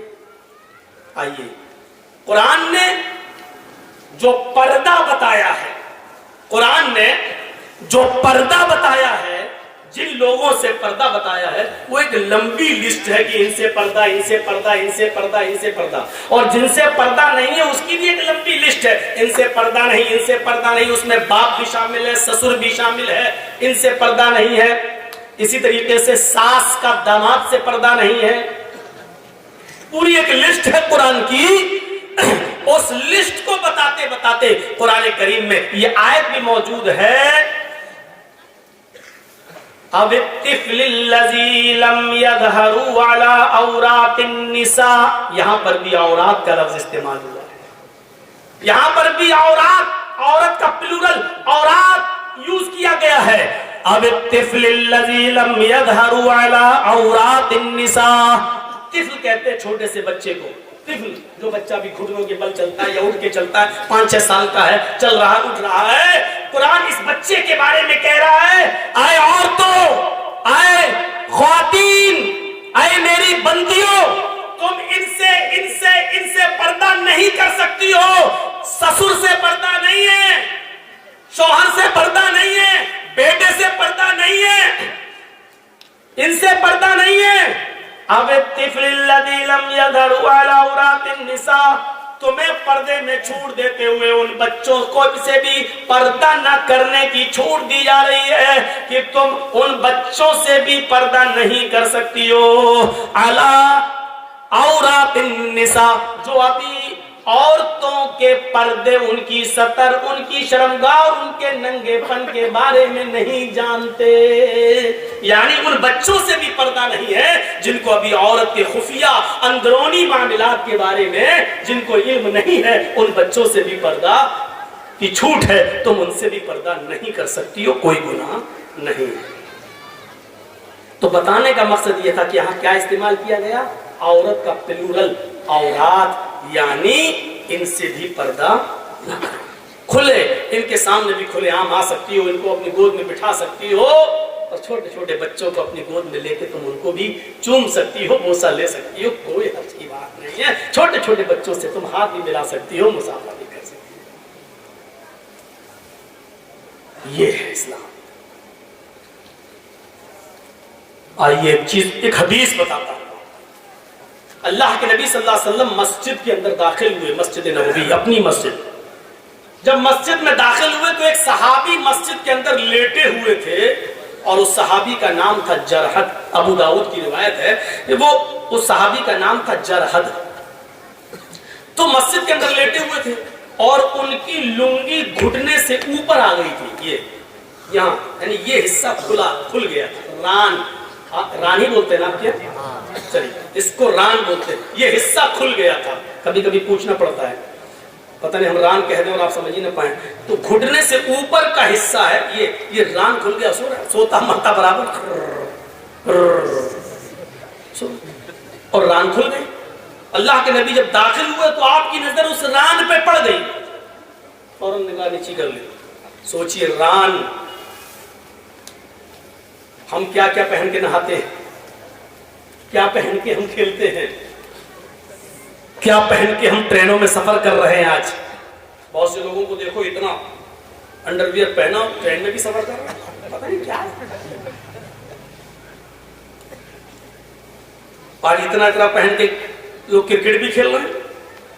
ارے مرد تو مرد اتنا کپڑا عورتیں بھی پہن کے کھیل رہی ہیں. اولمپک دیکھ لو، ٹینس دیکھ لو. اب نام نہیں لوں گا میں، ضروری نہیں سب کا نام لیا جائے، اور نام لینے کی ضرورت کیا ہے. اسلام تو علالان ایک حکم نافذ کرتا ہے، وہ کسی کے اوپر بھی جا سکتا ہے. صلی اللہ علیہ وسلم نے ان کو آواز دے کے اٹھایا، جرحد جرحد جرحد. جرحد اٹھے کیا؟ تو آپ نے جو جملہ کہا، اما علمت ان الفخذ عورت، دیکھیے جملہ اور اس میں لفظ کیا؟ عورت. ان الفخذ عورت. اے جرحد، اما علمتا، کیا تمہیں نہیں معلوم؟ اما علمتا، کیا تمہیں پتہ نہیں ہے؟ اما علمتا، کیا تمہیں یہ بات نہیں بتائی گئی؟ کیا تم اس بات سے واقف نہیں ہو؟ کیا اس بات سے تمہیں خبردار نہیں کیا گیا؟ کیا تمہیں نہیں معلوم ان الفخذ عورت، کی ران بھی برہنہ ہے، ران بھی ستر ہے، ران بھی ننگے پن میں شامل ہے، یعنی ران کو بھی چھپایا جائے گا. ان الفخذ عورت، یہ ران بھی چھپانے کی چیز ہے، ستر ہے. اب سوال یہ پیدا ہوتا ہے، گھٹنے سے اوپر کا حصہ کھل جائے تو وضو ٹوٹتا ہے یا نہیں ٹوٹتا ہے؟ یہ ایک الگ مسئلہ ہے. ران کھل جانے سے یا گھٹنے کا اوپر کا حصہ کھل جانے سے وضو نہیں ٹوٹتا. یہ بات یاد رکھیے گا. بہت سے لوگ ران کھل گیا، لنگی اوپر ہو گیا، وہ وضو کر. میں تیرے باپ کے فتوے کہاں سے لایا؟ وضو جن چیزوں سے ٹوٹتا ہے اس کی ایک لسٹ بتا دی اللہ کے نبی صلی اللہ علیہ وسلم نے. 7 چیزوں سے، ان کو دہرانے کی ضرورت نہیں، سب کو معلوم ہے. ان میں ران کا کھل جانا بھی شامل، ران کا کھل جانا شامل نہیں ہے. ران جو کھل جائے ہاں، لیکن کھلنا نہیں چاہیے. اس کا پردہ ہے ناف سے لے کر گھٹنے تک. دیکھیے یہ جو ناف ہے، نابھی جس کو بولتے ہیں آپ لوگ، ناف سے لے کر گھٹنے تک اتنا حصہ مرد سے بھی چھپائے گا اور اتنا حصہ عورت سے بھی چھپائے گی. یاد رکھیے گا، ناف سے لے کر گھٹنے تک کا حصہ یہ مرد کو مرد کا بھی نہیں دیکھنا چاہیے اور اتنا ہی حصہ عورت کو عورت کا بھی نہیں دیکھنا چاہیے. عورت کا عورت سے اتنا پردہ ہے اور مرد کا مرد سے بھی اتنا پردہ ہے. مرد کسی مرد کی ران پر نظر نہیں ڈال سکتا، عورت کسی عورت کی ران پر نظر نہیں ڈال سکتی. جو کھیل رہی ہیں ان کے بارے میں کیا کیا جائے؟ فیشن شو میں جو آ رہی ہے اب کیا کیا جائے؟ ٹی وی سیریلوں میں جو یہ سب پہن کے آ رہی ہیں ان کے بارے میں کیا کیا جائے؟ تو آپ نے کہا ما علمت ان الفخذ عورت، اے جرحت کیا تمہیں معلوم نہیں کہ ران بھی عورت ہے، ران بھی ستر ہے، اس کو بھی چھپایا جائے گا. کتنا کلیئر کر دیا ہے. اب کیا رہ جاتا ہے؟ کیا رہ جاتا ہے؟ عورت کا معنی کیا ہوتا ہے؟ چھپائی جانے کی چیز، یعنی پردہ. عورت کا معنی ہی ہے ستر، اور پردہ کرے. اللہ کے رسول صلی اللہ علیہ وسلم نے ایک حدیث کے اندر کہہ دیا المرأۃ عورت، عورت ہے. لو یہ دو بار عورت ہے، کیا مطلب؟ المرأۃ عربی میں کس کو کہیں گے؟ عورت. اور عورت. المرأۃ عورت ہے، یعنی عورت پوری کی پوری چھپائے جانے کی چیز ہے. عورت پوری کی پوری ستر ہے، اس کو چھپایا جائے گا، وہ غیر مردوں کے سامنے نہیں آ سکتی ہے. دیکھیے ہم اسلامی لیبل پر بات کر رہے ہیں. اب آپ وہ سب سوال مت کریے گا کہ مولانا صاحب چناؤ لڑنا کیسا، پھلا کیسا، وہ سب آپ اپنے پاس رکھیے گا. وہ اپنے انڈین حالات کے تحت مد نظر آپ اپنا فیصلہ کیجئے گا. یہاں ہمیں آپ نے راجنیتی سنانے کے لیے نہیں بلایا ہے، یہاں قرآن و حدیث سنانے کے لیے آپ نے بلایا. اس لیے میں قرآن اور حدیث کا بہت سی ڈبیٹیں ہوں گی. نہیں دکھاؤ اسلام میں کہاں ہے. ٹی وی میں چل رہا ہے، ڈیبیٹ چل رہی ہے. ہمارے موبائل میں کچھ ایپ ایسے بھی ہم نے ڈاؤن لوڈ کر رکھے ہیں کہ کبھی کبھی سفر میں ہم سن لیں کہ زی نیوز کیا کہہ رہا ہے، انڈیا ٹی وی کیا کہہ رہی ہے، تو ہم لوگ سنتے رہتے ہیں. ڈیبیٹ میں ایک نے تو یہاں تک کہہ دیا، کوئی لڑکی نے کسی مولانا ڈیبیٹ میں آئے تھے، ان سے کہا کہ آپ قرآن کی کوئی ایسی آیت دکھا دو، ایک ایسی آیت دکھا دو جس میں عورت کو حجاب کا حکم دیا گیا ہو، پردے کا حکم دیا گیا ہو. اس طریقے کی ڈیبیٹیں ہو رہی ہیں میرے بھائی، اس طریقے کی ڈیبیٹیں. المرأۃ عورت، عورت ہے، پوری کی پوری چھپائی جانے کی چیز ہے. النساء عورت، عورتیں ستر ہیں، یعنی ساری عورتوں کو اپنا جسم چھپانا ہوگا، سر سے لے کر پیر تک اپنے آپ کو غیر مردوں کے سامنے چھپانا ہوگا. غیر مردوں کے سامنے وہ نہیں آ سکتی ہیں. قرآن کریم جناب محمد رسول اللہ صلی اللہ علیہ وسلم کی بیویوں کو بھی حکم دیتا ہے. آپ سنیے، قرآن نبی کی بیویوں کو بھی حکم دیتا ہے، یا نساء النبی لستن کاحد من النساء ان اتقیتن فلا تخضعن بالقول فیطمع الذی فی قلبہ مرض ولا تبرجن تبرج الجاہلیت الاولی. قرآن نبی کی بیویوں سے کہتا ہے، اے نبی کی بیویوں، یا نساء النبی، اے نبی کی عورتوں، اے نبی کی بیویوں. اس میں خدیجہ بھی شامل ہے، اگرچہ وہ اس دنیا میں نہیں ہے، عائشہ بھی ہے، سودا بھی ہے، زینب بنت جہش بھی ہے، ام سلمہ بھی ہے، ام حبیبہ بھی ہے.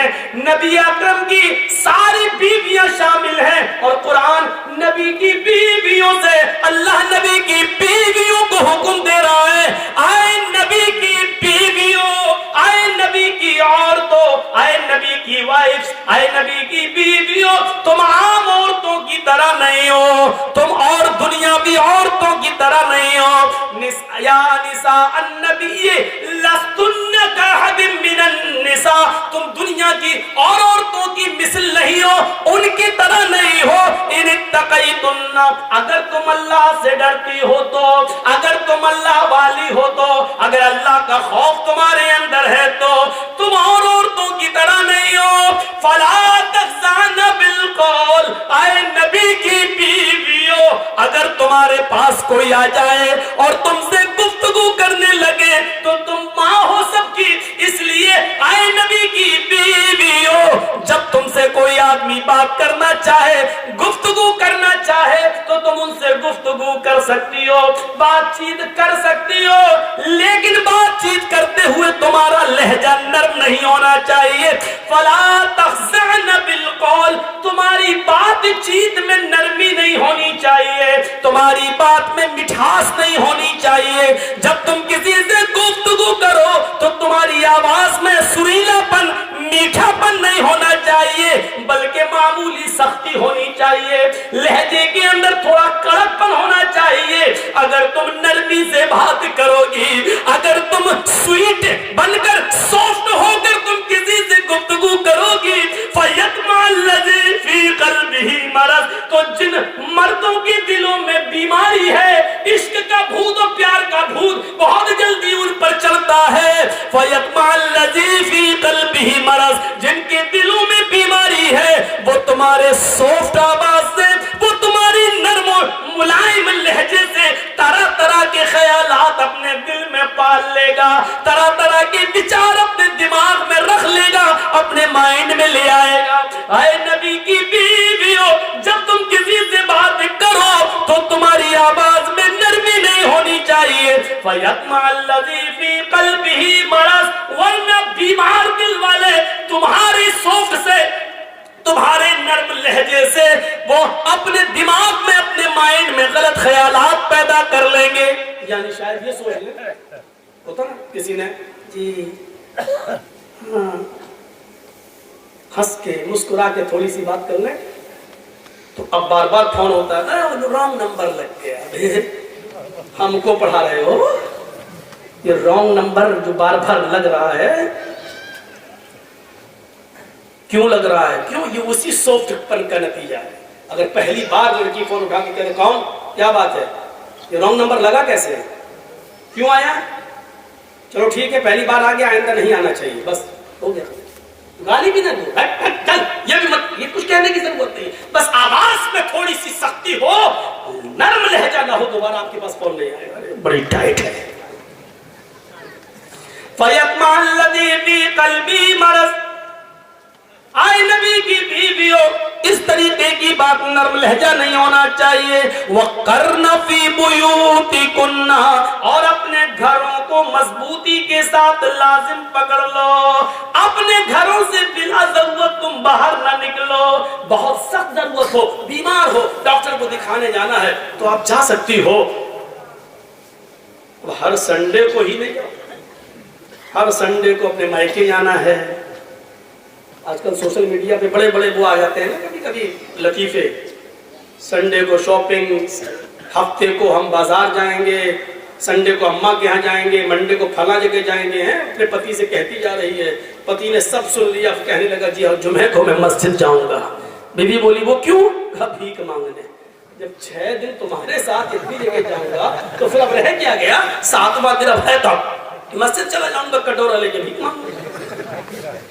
6 دن کا حساب تم نے جڑا دیا، 1 دن کا ہم نے جڑا دیا، اب رہ گیا جمعہ بچا تو ہم مسجد میں چلے جاتے. حقیقت ہے کہ اتنے دنوں میں تو عجیب حالات ہیں. ہماری ماں بہنوں کو ایک تو اپنی زبان پر لگام دینا ہوگا، بولتی بہت ہے، کچا کچا کچا کچا، رک نہیں سکتی. شاید آپ نے سنا ہوگا کہ آم کے پیڑ کے نیچے 2 عورتیں باتیں کر رہی تھیں، اچانک ایک آم ٹوٹ کے گرا. ایک عورت دوسری سے کہنے لگی ارے یہ اوپر سے کیسے گر گیا؟ دوسری کچھ بتانے ہی والی تھی کہ آم خود بول بیٹھا تم دونوں کی باتیں سن کر میں پک گیا اس لیے گر گیا. تم دونوں کی چہچے میں سن کر میں پک گیا اس لیے گر گیا. پکنے کی بعد ہی آم گرتا ہے کہ میں پک گیا گر گیا. تو اتنا بھی کچر کچر نہیں ہو کہ دوسرا بھی پک جائے اور بول پڑے. تو یہ تو اپنی آواز پر کنٹرول کرنا ہوگا، اور ایک اس چیز پر کنٹرول کرنا ہوگا ولا وقرن فی بیوتکن، اپنے گھروں کو لازم پکڑ لو، مضبوطی کے ساتھ پکڑ لو، ولا تبرجن تبرج الجاہلیت الاولی، اور اے نبی کی بیویوں زمانے جاہلیت کا بناؤ سنگار کر کے باہر نہ نکلا کرو، بےہودہ کپڑے پہن کر نہیں، زمانے جاہلیت کا فیشن کر کے گھر سے باہر مت نکلو، ولا تبرجن تبرج الجاہلیت الاولی، کیا مطلب؟ زمانے جاہلیت کی گند مت پھیلاؤ، یہ اللہ نے حکم کس کو دیا؟ نبی کی بیویوں کو۔ غور کرو، اللہ اگر کسی کو اجازت دیتا فیشن کرنے کی اور گھر سے باہر جب چاہا تب نکل جانے کی، تو اللہ تعالیٰ نبی کی بیویوں کو اجازت دیتا، اس لیے کہ نبی کی بیویوں سے زیادہ پاک دامن عورت کوئی ہو ہی نہیں سکتی۔ اور دوسری بات، نبی کی بیویوں کو اس لیے بھی حکم مل سکتا تھا کہ وہ تو تمام دنیا کے مسلمانوں کی ماں ہے، اور ماں بیٹے کے درمیان تو کوئی پردہ ہوتا ہی نہیں ہے، لیکن اس کے باوجود اللہ تعالیٰ نے نبی کی عورتوں کو پردے میں رہنے کا حکم دیا ہے، اور کیا کہا؟ اپنے گھروں کو لازم۔ جب نبی کی بیویوں کو پردے کا حکم ہے، قرآن کریم ایک دوسری جگہ کہتا ہے یا ایھا النبی، قرآن ایک دوسری جگہ کہتا ہے وَإِذَا سَأَلْتُمُوهُنَّ مَتَاعًا فَاسْأَلُوهُنَّ مِنْ وَرَاءِ الْحِجَابِ۔ قرآن کریم کی اس آیت پر غور کرو۔ آج ہم قرآن کی جتنی آیتیں پڑھ رہے ہیں، شاید ہم نے اتنی آیتیں کسی جلسے میں کسی تقریر میں پڑھی ہوں۔ آپ کو آج آیتیں سنا رہے ہیں، سنتے جائیے، اس کے بعد ایک دو حدیثوں پر بھی آتا ہوں۔ اللہ قرآن کیا کہہ رہا ہے؟ وَإِذَا سَأَلْتُمُوهُنَّ مَتَاعًا، جب تم کوئی سامان مانگو، تمہیں کسی چیز کی ضرورت پڑ جائے اور تم کسی کے دروازے پر پہنچ جاؤ، تو آئے دروازے کے اندر گھروں میں رہنے والی عورتوں، قرآن کا آدیش دیکھو، قرآن کا حکم دیکھو۔ بیٹا تمہاری ڈیوٹی کیا لگ گئی؟ اتنا سا بچہ ویڈیو بنا رہا ہے، ہو گیا کام اس کا۔ تو جو گھروں میں بیٹھی ہوئی عورتیں، ان کو حکم ہے اگر تمہارے پاس کوئی آئے اور تم سے سوال کرے کسی چیز کا، تم سے مانگے کوئی چیز، دروازہ کھول کے پھٹ لو نہیں۔ مان لیجئے ہمیں آپ کے گھر ایک برتن ایک پلیٹ کی ضرورت پڑ گئی، ہم آپ کے ہاں گئے، کیا ایک برتن ایک پلیٹ دے دو ذرا، مہمان آئے ہوئے ہمارے گھر پہ۔ اچھا گھر کی بڑی بیٹی آئی ہے، چھوٹی بیٹی، دروازہ کھولا، لو لیجیے۔ آج کل یہ سسٹم ہے۔ قرآن کیا کہہ رہا ہے؟ وَإِذَا سَأَلْتُمُوهُنَّ مَتَاعًا، اگر تم کسی چیز کا سوال کرو، کوئی چیز تمہیں مانگنے کی ضرورت پڑ جائے کسی گھر، تو گھر میں رہنے والی عورتوں کو حکم دیا ہے اے عورتوں تم اپنے گھروں میں رہنا، اور جو مانگ رہے ان کو حکم دیا فَاسْأَلُوهُنَّ مِنْ وَرَاءِ الْحِجَابِ، تو ان گھروں میں رہنے والی عورتوں سے پردے کے پیچھے سے مانگنا۔ اندھی ڈیبیٹ میں بیٹھنے والی عورتیں کہتی ہیں لو صاحب حجاب کا حکم ہی نہیں ہے، حجاب کا لفظ موجود ہے قرآن میں، من وراء الحجاب، تو ان سے وہ سامان بھی پردے کے پیچھے سے مانگنا عورتوں کے لیے جائز نہیں ہے۔ 10 سال سے بڑی کسی لڑکی کے لیے جائز نہیں ہے کہ وہ دروازہ کھول کر کوئی سامان کسی غیر محرم کو اپنے ہاتھ سے نکال کر اس کے ہاتھ میں دے دے، اس کے سامنے آ کر دے دے۔ یہ نوٹنکیاں ہمارے اور آپ کے معاشرے میں چل سکتی ہیں، لیکن قرآن کی روح سے جائز نہیں ہے۔ مانگنے والوں کو حکم ہے کہ پردے کی اوڑ سے مانگو، اور جو دے رہی ہیں سامان ان کو بھی حکم ہے کہ پردے کی اوڑ سے سامان دے۔ جب ان کو کوئی پلیٹ، موبائل یا رومال یا کپڑا اگر ان کو دینا ہی پڑے تو اپنے ہاتھوں میں گلیوز چڑھا لیں، اپنے ہاتھوں میں گلیوز چڑھا لیں، یا کوئی کپڑا گلیوز نہ ہو تو باندھ لیں، اور وہ سامان اٹھا کر ہلکا سا دروازہ کھول کر اور وہ پردے کے پیچھے سے وہ سامان دیں، اس طریقے سے وہ سامان دیں کہ ان کے ہاتھ کی ہتھیلی اور چہرہ، حالانکہ بہت سے لوگ ہتھیلی اور چہرے کا پردہ نہیں مانتے ہیں، ان کے پاس اپنے دلائل ہیں۔ ڈاکٹر ذاکر نائک नलायक जैसी शख्सियत भी चेहरे और हाथ की हथेली का पर्दा वो नहीं मानते हैं। वो कहते हैं कि इसका अगर औरत पर्दा न करे तो कोई हर्ज नहीं है।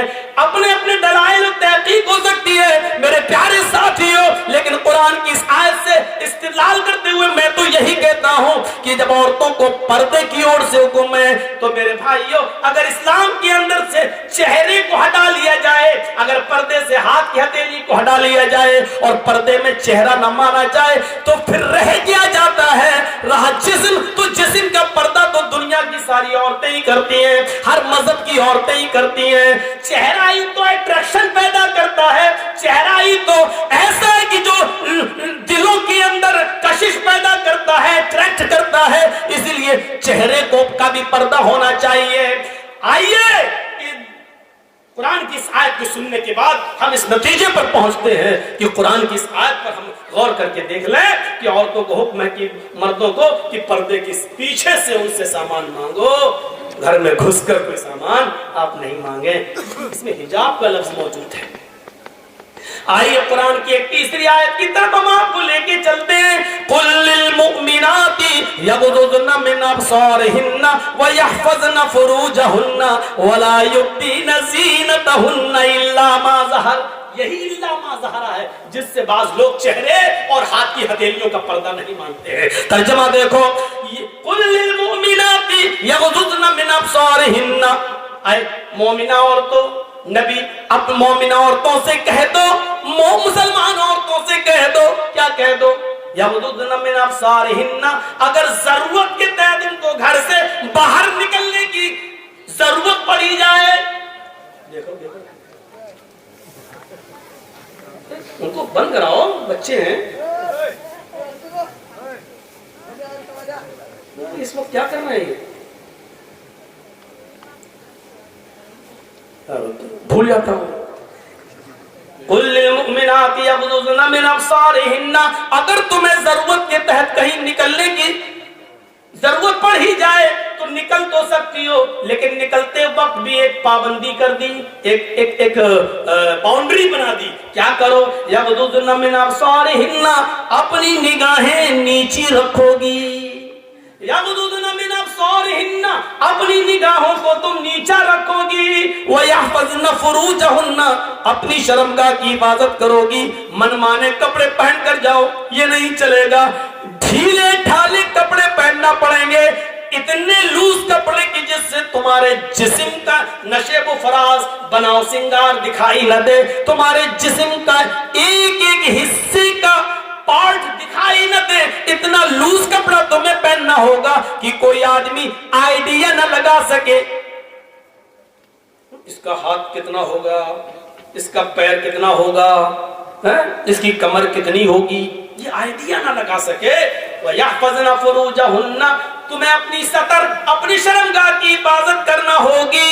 वला युब्दीना ज़ीनतहुन्ना, जितना भी ज़ेबो ज़ीनत, जितना भी बनाओ सिंगार, जितनी भी लिपस्टिक, जितनी भी क्रीम, जितनी भी पाउडर, जितना भी जेवर और जितना भी खूबसूरत और अट्रैक्ट करने वाले कपड़े तुम्हें पहनना हो, अपने घर में पहन सकती हो, अपने शौहर के सामने पहन सकती हो। जितनी क्रीम लिपस्टिक लगा सकती हो लगा लो, जितना मेकअप करना चाहो कर सकती हो, लेकिन जब जरूरत के तहत घर से बाहर निकलो तो वला युब्दीना ज़ीनतहुन्ना, तो तुम्हारे बनाओ सिंगार, तुम्हारी ज़ेबो ज़ीनत गैर मर्दों के सामने जाहिर नहीं होनी चाहिए, गैर मर्दों के सामने नहीं आनी चाहिए।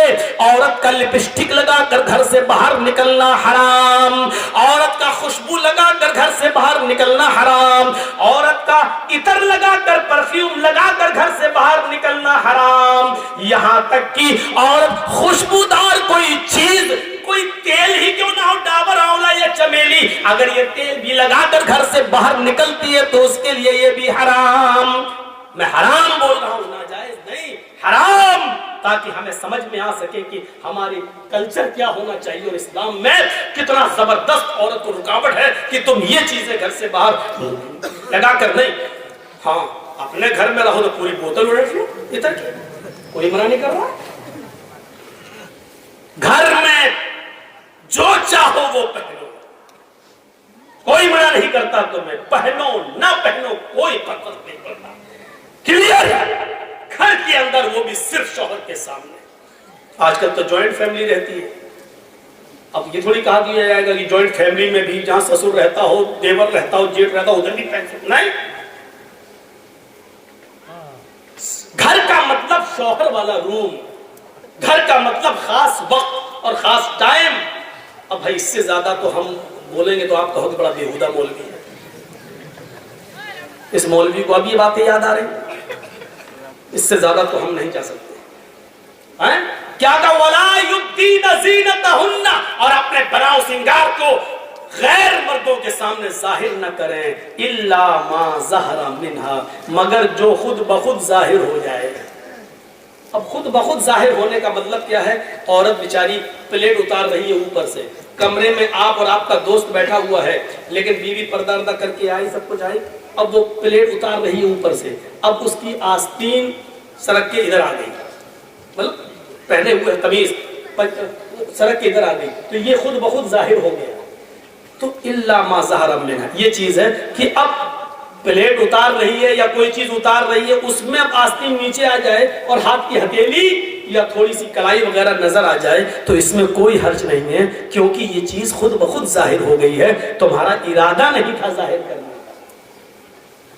اسی طریقے سے شوہر نے کچھ کہا اور آپ آ رہی ہیں اور اچانک چہرہ سامنے آ گیا اور دوست نے دیکھ لیا، چونکہ وہاں تمہارا شوہر موجود ہے، اس لیے چہرہ اگر اچانک خود بخود ظاہر ہو گیا تو اس میں تمہارے اوپر کوئی گناہ نہیں ہے، کوئی بات نہیں. یہ چیز خود بخود ظاہر ہو گئی، آپ کا ارادہ نہیں تھا ظاہر کرنے کا. یہ چیز آج تم پتہ نہیں کیا سوچ رہی ہوں گی عورتیں کہ مولوی تو آج ہم پہ برس پڑا، کتنی پابندی لگوائی ہے. ہمیں معلوم ہے پابندی لگوا تھوڑی رہا ہوں میں، وہ تو تم کرو گی وہی جو کرتی آ رہی ہے، لیکن ہم بتانا تھوڑی چھوڑ دیں گے. وَيَا إِلَّا مَا ظَهَرَ مِنْهَا، اس کے بعد دیکھیے کیا کہا گیا. آئے نبی مومنہ عورتوں سے کہہ دو کہ وہ نگاہیں نیچی رکھ کے اپنے سطر کی شرمگاہ کی حفاظت کریں اور اپنے بناؤ سنگار کو غیر مردوں کے سامنے ظاہر نہ کریں، مگر وہ جو خود بخود ظاہر ہو جائے. وَلْيَضْرِبْنَ بِخُمُرِهِنَّ عَلَى جُيُوبِهِنَّ، آج یہ بہت بڑی برائی ہماری نوجوان لڑکیوں میں آ گئی ہے. اب وہ دوپٹہ لے کر نہیں چل رہی ہیں، دوپٹہ بھی آج کل رکھا رہ گیا گھر میں. آج کل صرف شلوار قمیض پہنی اور نکل گئی، اب دوپٹہ ان کے گلوں سے ہٹ گیا، ان کے سروں سے ہٹ گیا. قرآن کہہ رہا ہے جب وہ نکلے ضرورت کے تحت بھی کہیں جائیں تو وَلْيَضْرِبْنَ بِخُمُرِهِنَّ عَلَى جُيُوبِهِنَّ، تو وہ اپنے سینوں پر اپنی اوڑھنیوں کو ڈال لیں، اپنے دوپٹوں کو کسی موٹی چادر کو وہ اپنے سینوں پر ڈال لیں. وَلْيَضْرِبْنَ بِخُمُرِهِنَّ، خمار دوپٹے کو اوڑھنی کو کہتے ہیں اور اسی کا پلورل خمر استعمال ہوا ہے. وہ اس سے اپنا سینہ ڈھانک لے، وہ کوئی موٹی چادر اپنے جسم پر اوڑھ لے، اپنے سینوں پر. جیوب، جیب کہاں ہوتی ہے؟ اب ہوتی تو اندر بھی ہے، پینٹ کے اندر بھی کوئی رکھ لیتا ہے، لیکن اصل میں جیب یہی ہوتی ہے. جیسے ہم لوگ یہ موبائل رکھے ہوئے تو اصل جیب یہی ہے جو سینے پر. تو جیب کا مطلب سینہ. قرآن نے عورتوں کے سینے کے لیے ایک لفظ استعمال نہیں کیا بلکہ جیب کی جمع جیوب استعمال کی ہے، پاکٹ کی جمع پاکٹس استعمال کر دی ہے. کہ اور ظاہر بات ہے کہ دوپٹہ جیب میں تھوڑی رکھا جائے گا. قرآن یہ تھوڑی کہہ رہا کہ دوپٹہ اٹھاؤ جیب میں رکھ لو، نہیں. اعلیٰ جیوبہن، چونکہ جیب سینے پر ہوتی ہے اس لیے اس کا ترجمہ یہ کیا جائے گا کہ عورتوں کو حکم دیا جا رہا ہے کہ وہ اپنی اوڑھنیوں کو، اپنی چادروں کو، اپنے موٹے دوپٹوں کو اپنے سینوں پر ڈال لیں. آج یہ برائی ہماری ماں بہنوں میں عام ہو چکی ہے اور خاص طور پر نوجوان لڑکی دوپٹے کو اوڑھنا اپنے لیے آج لعنت سمجھتی ہے کہ تو گلا ہے کیا دوپٹہ اوڑھا ہے. آج وہ بغیر دوپٹوں کے بازار میں جا رہی ہے، گھوم رہی ہے، اسکولوں میں جا رہی ہے. یہ چیز ٹھیک نہیں. یہ آیت قرآن کی آپ کے سامنے چیخ چیخ کر کہہ رہی ہے کہ ہمارا معاشرہ کیسا ہونا چاہیے. اللہ کے نبی صلی اللہ علیہ وسلم نے فرمایا ان اول ما یرفع عن هذه الامه الحیاء والامانۃ، قیامت کی جو نشانیاں، سنیے، قیامت کی جو نشانیاں پھیلیں گی، قیامت کی جو علامتیں ظاہر ہوں گی، ان میں سب سے پہلی پہلی جو نشانی ظاہر ہوگی وہ یہ ہوگی ان اول ما یرفع هذه الامہ، اس امت سے، ہمارے مسلمانوں سے، امت محمدیہ سے قیامت کی نشانیوں میں سب سے پہلے جو ظاہر ہوگی، ہماری امت سے سب سے پہلے جو چیز اٹھائی جائے گی، ان اول ما یرفع هذه الامہ الحیاء والامانۃ، وہ حیا ہوگی اور امانت ہوگی۔ شرم و حیا سب سے پہلے اٹھا لی جائے گی، عورتیں شرم کرنا چھوڑ دیں گی، حیا کرنا چھوڑ دیں گی، ان کے اندر سے شرم و حیا ختم ہو جائے گی۔ آج کل بھابھی دیور سے کہے کون سی شادی پسند کرو گے، لو میرج کیا ارینج میرج، اب شرم کیا رہ گئی ہے۔ جس دیور کو بھابھی کے لیے موت کہا گیا ہو اور وہی بھابھی دیور کے ساتھ موٹر سائیکل پہ بیٹھ کے کلیاں چل جاتی ہو تو آپ کیا کہو گے؟ جس بہنوئی کے لیے سالی کے لیے بہنوئی کو موت کہا گیا ہو، وہ سالی اپنے بہنوئی کی موٹر سائیکل پر بیٹھ کر یا گاڑی پہ بیٹھ کر مالدہ پھٹکا جاتی ہو یا کلکتہ جاتی ہو، اور تعجب یہ کہ بے شرمی کی حدیں پار کرتے ہوئے اس سالی کا باپ یعنی سسر اپنے داماد کو خود یہ کہتا ہو اور بیوی اپنی بہن کو اپنے شوہر کے ساتھ خود بھیج دیتی ہو، تو پھر شرم اور حیا رہ کہاں گئی ہے؟ سننا پڑے گا، یہ سخت جملے ہیں، سننا پڑے گا، تمہیں نہیں تمہارے باپ کو بھی سننا پڑے گا، کیونکہ یہ حق، یہ اتھارٹی، یہ پاور مجھے اسلام نے دیا ہے جو مجھ سے کوئی نہیں چھین سکتا ہے۔ میرے بھائیوں، جس طریقے سے دیور کی بائک پر بھابھی کا بیٹھ کر جانا حرام ہے، اسی طریقے سے بہنوئی کے ساتھ سالی کا موٹر سائیکل پر اور گاڑی پر بیٹھ کر اکیلا سفر کرنا بھی حرام ہے۔ دونوں مجرم ہیں اور اسلام کی نظر میں دونوں غلط ہیں اور دونوں حرام ہیں۔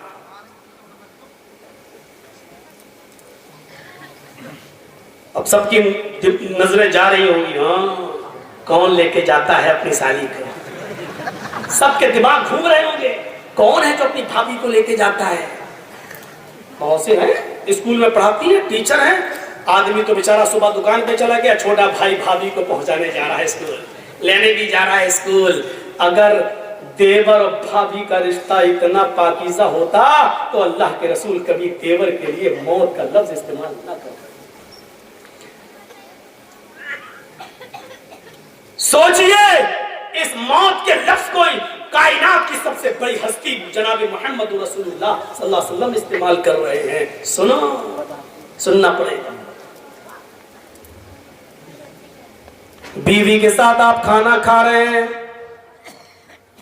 اچانک سالی آ جاتی ہے، آپ کی بیوی کہہ بھی رہی ہے آؤ چلو بیٹھو کھانا کھا لو، بیوی کی موجودگی میں بھی، بیوی کی اجازت کے باوجود بھی سالی کے لیے بہنوئی کے ساتھ اور بہنوئی کے لیے سالی کے ساتھ کھانا جائز نہیں ہوگا ایک ہی پلیٹ میں، ایک ہی تھالی میں، جبکہ سالی کا چہرہ کھلا ہوا ہو اور وہ بے پردہ ہو۔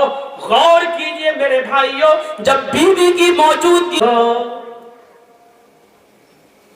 بیوی کی موجودگی میں اپنے گھر میں بھی سالی کے ساتھ ناشتہ نہیں کر سکتے ہو تو ہوٹلوں میں اس کے ساتھ بیٹھ کر کھانا کیسے کھا سکتے ہو؟ اسلام کی محبت ہے تو مانو، نہیں ہے تو جو دل چاہے کرو۔ اللہ کے نبی نے فرمایا جب شرم و حیا کسی کے اندر سے نکل جاتی ہے تو اس کا جو دل چاہے وہ کر سکتا ہے، جب شرم و حیا نہیں تو جو دل چاہے کرے۔